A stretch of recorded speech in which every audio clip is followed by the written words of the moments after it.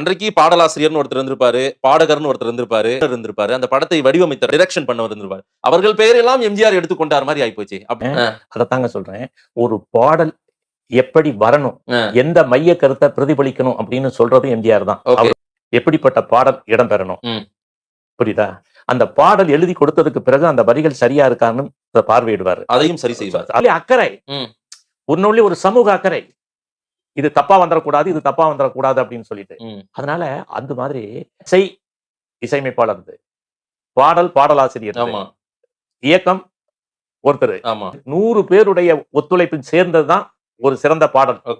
ஆனால் மக்கள் என்ன நினைப்பாங்க, நாங்கெல்லாம் இப்ப என்ன நினைச்சோன்னா எல்லாத்துக்கும் எம்ஜிஆர் தான் காரணம் அப்படின்னு நாங்க நம்புவோம். எம்ஜிஆர் பாட்டு, எம்ஜிஆர் படம், எம்ஜிஆர் பாட்டுனா இப்படி இருக்கும், எம்ஜிஆர் படம்னா இப்படி இருக்கும் அப்படின்னு ஒரு ஃப்ரேம் பண்ணியாச்சு.